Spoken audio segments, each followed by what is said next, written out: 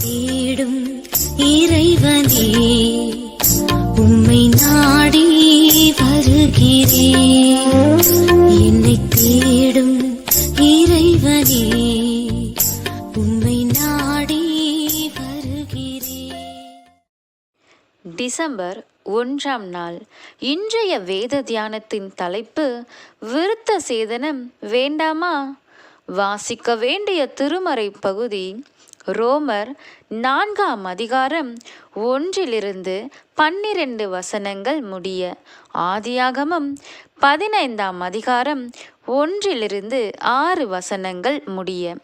அவன் ஆபிரகாம் விசுவாசத்தினாலே அடைந்த நீதிக்கு முத்திரையாக விருத்த சேதனமாகிய அடையாளத்தை பெற்றான். ரோமர் 4ஆம் அதிகாரம் 11ஆம் வசனம். ஆபிரகாம் விசுவாசிகளின் தகப்பன். இது நமக்கு தெரிந்த செய்தி. ஆபிரகாம் தேவனை விசுவாசித்தான், அது அவனுக்கு நீதியாக எண்ணப்பட்டது. இதுவும் நமக்கு தெரிந்த வசனம்தான். ஆனால் இந்த பகுதியில் சொல்ல வருகிற செய்தி புதிதல்ல என்றாலும் சற்றே ஆழமான செய்தி. விருத்த சேதனத்தை விட, ஒரு சமய கிரியையை விட, விசுவாசமே, தேவன் மீதுள்ள பற்றும் நம்பிக்கையுமே பெரியது, முக்கியமானது. ஆதியாகமம் 15ஆம் அதிகாரத்தில் ஆண்டவர் ஆபிரகாமுக்கு தரிசனமாகி, நான் உனக்கு கேடகமும் மகா பெரிய பலனுமாயிருக்கிறேன் என்கிறார். தேவன் தனக்கு பலனாயிருந்தாலும் தனக்கு குழந்தை இல்லையே என்ற மனக்குறையுடன், அடியனுக்கு என்ன தருவீர்? நான் பிள்ளை இல்லாமல் இருக்கிறேனே, தேவரீர் எனக்கு புத்திர சந்தானம் அருளவில்லையே என்று புலம்பினான். தேவன் அவனை வெளியே அழைத்து சென்று வானத்தை காட்டி, நட்சத்திரங்களை எண்ண கூடுமானால் அதை எண்ணு, உன் சந்ததி இவ்வளவா இருக்கும் என்றார். பிள்ளை பெறாத அந்த மலடன் ஆண்டவர் சொன்னதை அப்படியே நம்பினான், விசுவாசித்தான். அந்த விசுவாசமே அவனுக்கு நீதியாக எண்ணப்பட்டது. இன்றும் பாவிகளான நாம் தேவன் என் பாவங்களை மன்னிப்பார் என்று விசுவாசித்தால், முழுமையாக நம்பினால் போதும், நாம் நீதிமான்கள் ஆகிவிடுவோம். நம் பாவம் மன்னிக்கப்பட்டுவிடும்.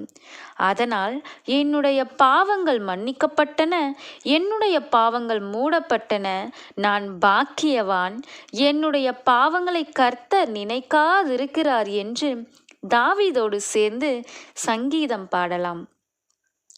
ஆண்டவர் பாவத்தை மன்னித்து விட்டார். மன்னிப்பு ரெடி.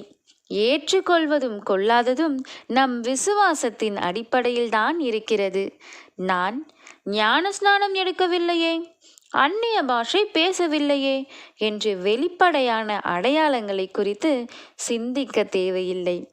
அன்றைய ரோமாபுரியில் உள்ள யூதர்கள் விருத்த சேதனம்தான் முக்கியம்.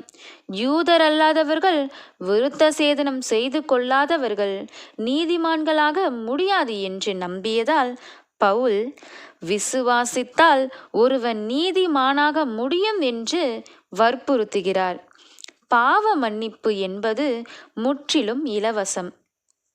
வேலை செய்கிறவன் கூலி பெறத்தக்கவன் ஆவது போல, விருத்த சேதனம் போன்ற சமய கிரியையை செய்கிறவர்கள் மட்டுமே தேவ நீதியை பெற்றுக்கொள்வார்கள் என்பது தவறு. விருத்த சேதனம், ஞானஸ்நானம் போன்றவை வெறும் அடையாளங்கள், அவ்வளவுதான். தேவன் வெறும் அடையாளங்களையும் அற்புதங்களையும் விரும்புகிறவர் அல்ல. தேவன் வெறும் அடையாளங்களையும் அற்புதங்களையும் விரும்புகிறவர் அல்ல. ஜெபம். தேவனே, வெளிப்புற சடங்காச்சாரங்களை அல்ல, உள்ளான விசுவாசத்தையும் பரிசுத்தத்தையும் தாரும். ஆமேன்.